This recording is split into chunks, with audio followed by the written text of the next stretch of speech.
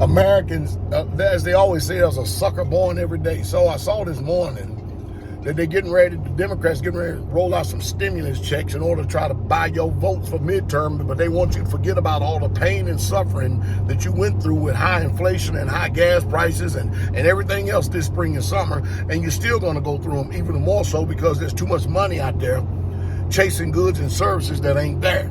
I tell you. So I had a sister in the ministry, Zaza, sent me a picture. She said a picture is worth 1,000 words. You know what that picture was? You had Mitch McConnell, Senate Minority Leader for the Republican Party. You had Nancy Pelosi, Speaker of the House, Democrat. And you had Chucky Schumacher, Senate Majority Leader for the Democrats. All of them shoulder and shoulder at a ball game, clapping their hands, rooting for the same team. Can't make this up. Woo! And they get up in front of those cameras and they politically grandstand and stage play. They will have you to think that they are just, man, think about this. They are at arms. But the one thing they all do agree on, including Ted Cruz from Texas, they all agree that you don't need to give no more money to the VA for veterans for them to get better. They all agree on that now. We don't need to spend no money on that. But spend money on Ukraine. Send some money, or send billions of dollars over there. But to hell with the veterans. You know, this country been shitting on veterans ever since World War II. They've been doing it for a long, long time. Y'all see, if you forget history, you keep on forgetting it. I remember when the veterans went up there to the steps of D.C. demanding their pay and stuff, and they rolled out the National Guard against them, man. I mean, see, again, it's a proven fact that if you don't know history, first of all, you can't forget the mistakes of the past. You can't even forget the past. But if you know history and you ignore it, you forget all about everything that's happened in the past, hoping that everything is different, when there's an old wise saying that keeps telling you over and over again, there's nothing new under the sun. Nothing new under the sun. Listen, these people are playing on the sentiments, the feelings, the emotions of the court of public opinion. And you watch, look at Obama. I remember last night, they said that Obama was coming on for 60 minutes. You know, 60 minutes usually come on after a football game, right? And as soon as I seen that, I cut that YouTube TV off. I didn't want to hear. What I want to hear, what a senile, decrepit, old, cognitive challenged man got to say. I don't give a damn about what Biden says. Nobody does, because I still don't believe that 80 million people elected that asshole. Don't believe it. Don't believe it. Commander-in-chief, commander-in-thief. And look, now they're playing the border crisis game. All right?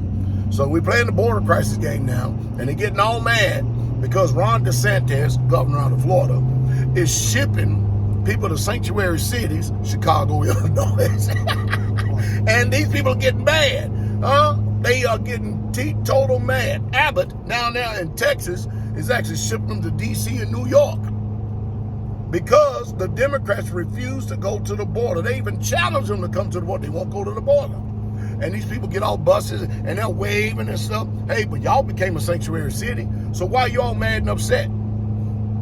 Trying to reverse it and saying that the Republicans are using this for political theater. It's all theater. The truth is, it's just letting you know the temperature of the American public and how dumb, dormant, docile, and demoralized we are. Why do we have to sit back and always depend on government to do something when we can actually be the government ourselves? Huh? I mean, after all, there are 370 million of us. And just in the House and Senate, what is it, 535 of them lawmakers? And then they probably got, 2-3 million, maybe 5, maybe 8-10 million law enforcement officers and stuff. How about this old statement right here? We the people. Only one problem, though.